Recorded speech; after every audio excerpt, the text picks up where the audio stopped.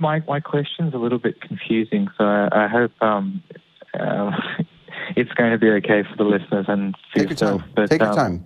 Yeah. I'm at the moment I'm struggling with my faith and my Christian beliefs. Mm-hmm. I was basically a devout fundamentalist Christian, and I've now started to doubt pretty much everything. But one of the last things I can't seem to get over is this why we as humans have, over centuries and over time, have always believed in a God. Whether I'm not saying a specific God, and I'm not saying this is an argument for a specific deity, but can this be an argument for any sort of higher power? What's your best guess at that? Me? Or? Mm-hmm.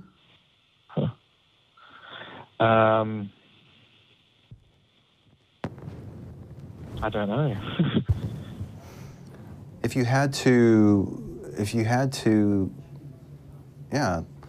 Have you ever thought about it? I have, yeah. I've been thinking about it over the last 8 months.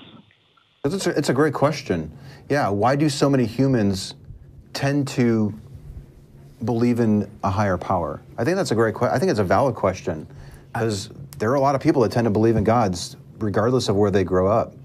And if we look at history, we see people believing in all sorts of things too.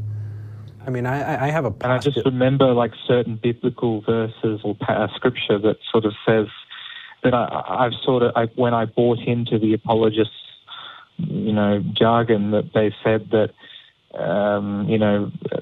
a fool says in their heart that there is no God. And, I don't even know if this is biblical, but I remember hearing someone say that, a Christian apologist saying that God has put it in us to search for him. And I find it difficult to combat that particular argument, especially from a theist. Well, I think that when you break it down, we want answers. And it goes back to being uncomfortable, because it's really, really uncomfortable not knowing a thing. And it's kind of easier to get an answer than to be left with the not knowing. This kind of goes back to the previous caller where we were talking about certainty and uncertainty.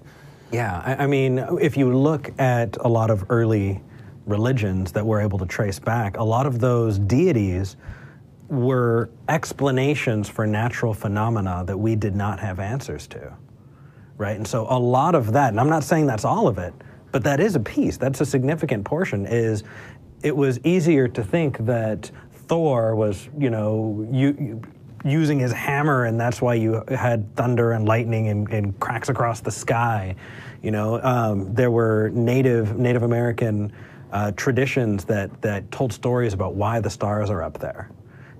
Those are all really interesting ways that people were able to try and make sense of the world that they had before we started questioning it the way that we did. I think these beliefs certainly have benefit. They can even provide some value to us.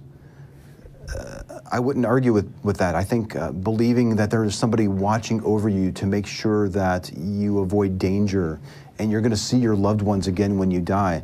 Oh, I think that's the most terrible thing anyone can ever say to anybody ever. Well, because you don't think it's true. Well, no. But what I'm getting at is that these beliefs have benefit to people. The question is, oh wow, you're just itching to. Oh my gosh, I hate that so much. Well, you're damaging people. Hear me out here. Okay. However, because I might get a benefit from believing something is true, doesn't mean that it's true. That's what it really comes down to. Yeah. Now, yes, I think you could make an argument that believing in things that are not true do cause damage. I'm with you. I'm on board with that. And I know you. But I think it would be foolish to say that you can't get a benefit from believing something that's not true. We know lots of people who are having wonderful, lovely, satisfied lives because they are believing things that are probably not true. The fundamental part that this all comes down to, he's grimacing. The fundamental thing that this comes down to is, do you prefer to believe things that are true, or do you prefer to believe things that give you comfort? And then, depending on your answer to that, we can go either way, and it's not binary either. Like there could be some nuance here. But for you, Zack, there in Australia, what's your preference? Do you prefer to believe things that are true, or are you okay believing things that are probably not true but give you a benefit for believing them? Well, I guess that's what led me to a possible deconversion from the Christian faith, especially the fundamental sort of version of it, because I couldn't justify these beliefs because I had no reason to believe that these things were actually true. So just to answer your question, I prefer to base my beliefs on things that are true, but I find it so difficult to come back at that particular question, especially around theists, when they say that we're all searching for God, and I find that incredibly difficult I don't have a scientific explanation for that. Yeah, you know what I'm wondering? I'm kind of wondering here is if the majority of the population where you lived didn't believe in higher powers. Right. Like let's say like 1% of the population around you believes in a God. Do you think it would be easier for you to completely discard this belief? I'd say so, yes. Okay. So it does sound like it's largely, correct me if this isn't it, but I'm getting the impression that you're maintaining this belief because so many other people tend to believe it.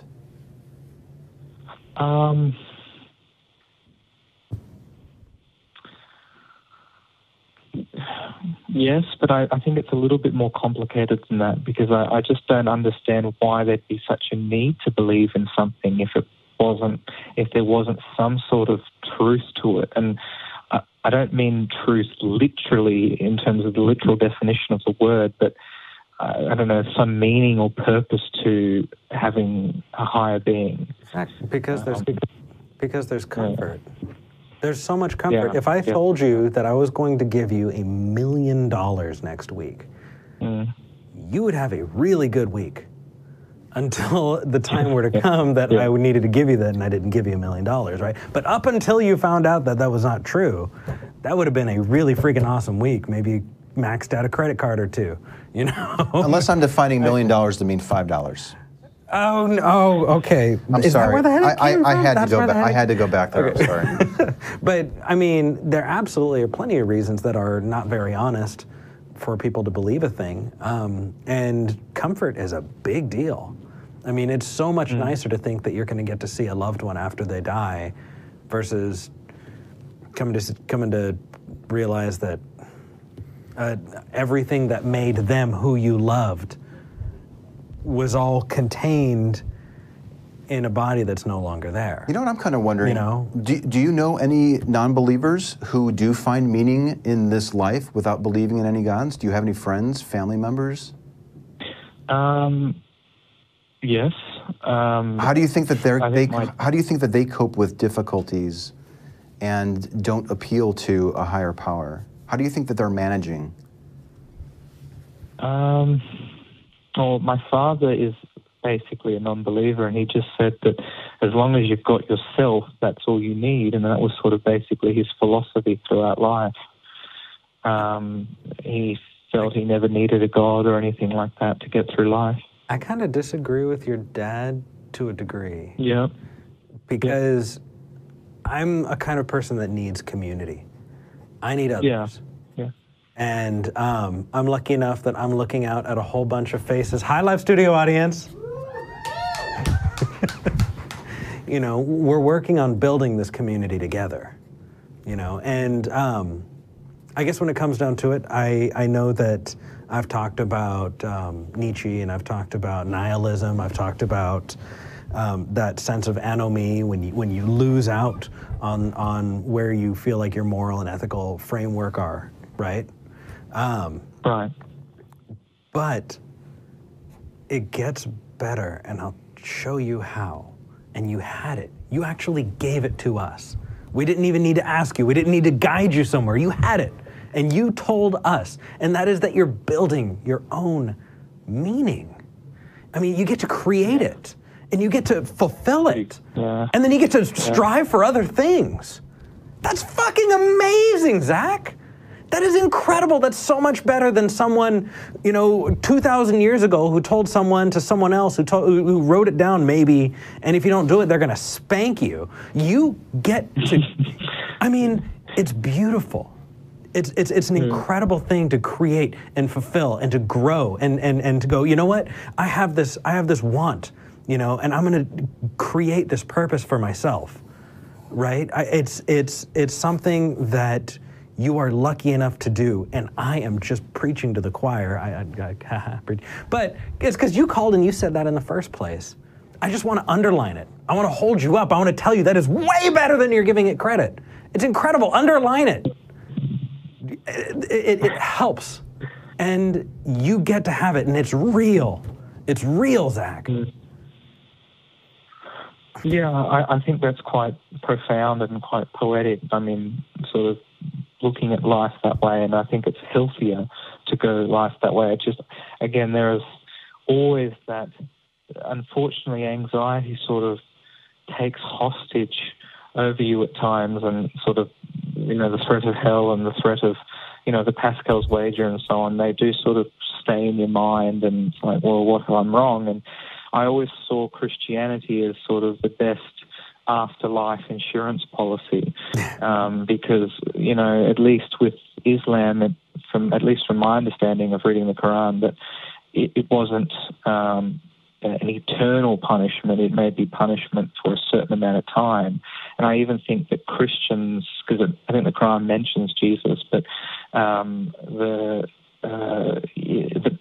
think there may even be a possibility for Christians to enter their described paradise. So I thought, well, if worse comes to worse, if any of the other religions are right, at least I'll, it won't be for eternity.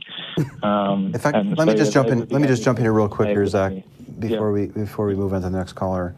I think the time, it's easy to say, okay, because I know a lot of non-believers do still struggle with this idea of fear of hell and that type of thing. But I think the time to be afraid, the time to be anxious, is after we've concluded that it's really true. And it sounds to me... Too late. No, it's not too late. There are a lot of people that are able to overcome their fear of hell because they've realized that they don't have a good justification for believing that the claim is true. And what you have going for you, it sounds like, is that you value truth over comfort. And if you have that, you can achieve a lot. I think you could learn to overcome those fears, particularly if time and time again, the best evidence that people are putting forward to justify the fears that they want you to have cannot be founded. So I'm glad that you called this show. You're the exact type of caller that we want to have call in, because we want to help people. We want to listen to people who think that they have evidence to justify the claims that they're making, and we also want to hear people who are struggling with their beliefs, and they are afraid, possibly for no good reason. And I'm really glad that you called, and I hope that this call was somewhat helpful to you. Maybe therapeutic. It's amazing. I'm a big fan of the show and the Atheist experience, so this has been great and amazing to talk to both of you. So. What? I'm sorry, is that... He's just grinning from ear to ear. I'm grinning from ear to ear. You're someone in Australia who's a big fan of the show. Oh, yeah, that's great. Like, you're on the other side of the world. It's incredible, and... I'm so glad you're afraid of hell and you called in. No, I'm so glad you could call, because I know that there are other people who are watching this that are in the same position you are, because you're not alone. Yeah. You are definitely not alone. And you calling in like that, you calling in today, you don't know how much that might be helping someone else who's in the exact same position. And so talking about it, you're not just helping yourself, you're helping others. And so, that makes me smile from... and you should. This is a great thing. There was a caller that called when I was on with Jamie about a month ago, and the big question that came up that she answered, it was something like, if you no longer had the fear of hell, would you be holding on to this belief? And she thought about it and she said no. If I didn't fear this, I wouldn't believe it. Oh, I remember that is not a good reason to believe something. Fear is one of the worst reasons to believe something. The best reason to believe something is when you have evidence and a good justification, and you've used a reliable process to get there. And if you don't have that, you probably have nothing to fear.